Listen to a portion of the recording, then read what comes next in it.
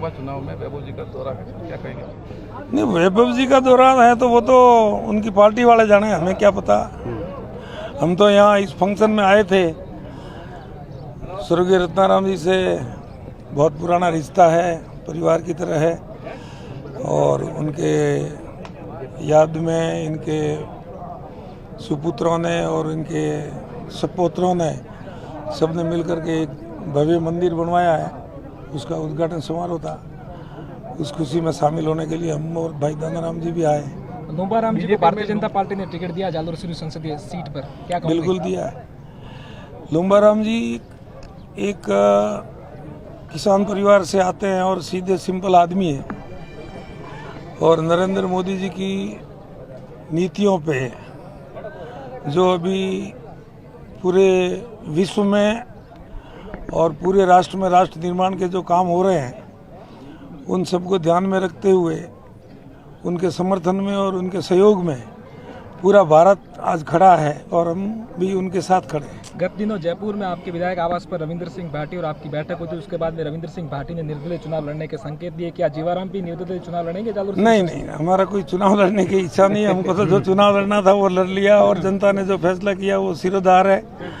हम तो उनके आशीर्वाद से जो सेवा का मौका दिया है उस काम में हम व्यस्त हैं, और हमारे माननीय लोकप्रिय प्रधानमंत्री जी की नीतियों का समर्थन करते हुए उनके साथ खड़े रहेंगे। जब से विधानसभा चुनाव संपन्न हुए उसके बाद में आप दिल्ली और जयपुर के लगातार चक्कर लगा रहे थे और देवजी पटेल के विरोध कर रहे थे। उसके बाद में देवजी पटेल का टिकट काटा, क्या कहोगे? नहीं, वो तो जो उस समय का जो तकाजा था, समय की जो मांग थी, उसके अनुरूप सारा कार्यक्रम हुआ, और जो हुआ वो अच्छा हुआ।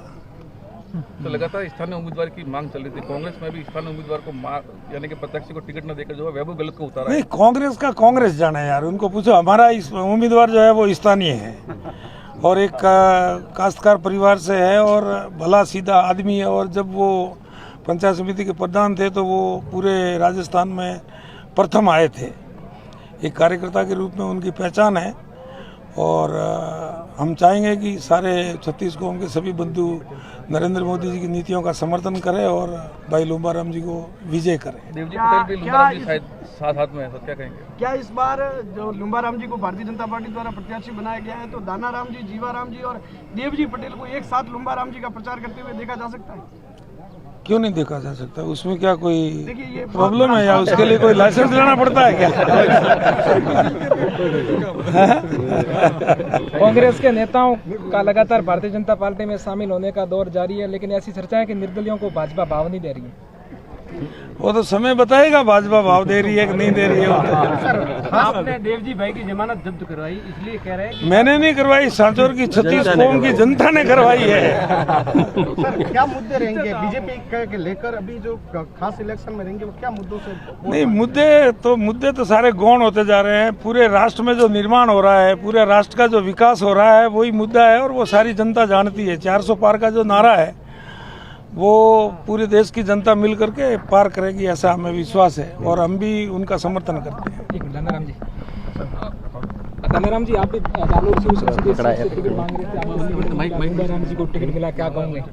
देखो, भारतीय जनता पार्टी में अभी जीवाराम जी ने बताया कि एक सामान्य किसान का बेटा आज 40 साल से एक भारतीय जनता पार्टी का अच्छा कार्यकर्ता था, तो उसको भारतीय जनता पार्टी ने, नरेंद्र मोदी जी ने उन पे विश्वास रख के एक आम कार्यकर्ता को टिकट दिए, और हमें विश्वास है 36 कौम का इतना उन्हें सपोर्ट है कि यहाँ से 5 लाख प्लस वोटों से लुम्बाराम जी जीतेंगे। लुम्बाराम जी वर्सेस वैभव गहलोत के बीच इस बार मुकाबला होने वाला, कैसे देखते हो इस मुकाबले को? ये मुकाबला कोई भी आवे, वैभव जी आवे, अशोक जी आवे, उससे कोई फर्क नहीं पड़ता है। जो नरेंद्र मोदी जी की जो नीतियाँ हैं उससे आम कार्यकर्ता खुश है, और 100% हमें विश्वास है कि यहाँ से लुम्बाराम जी 5 लाख प्लस वोटों से जीतेंगे।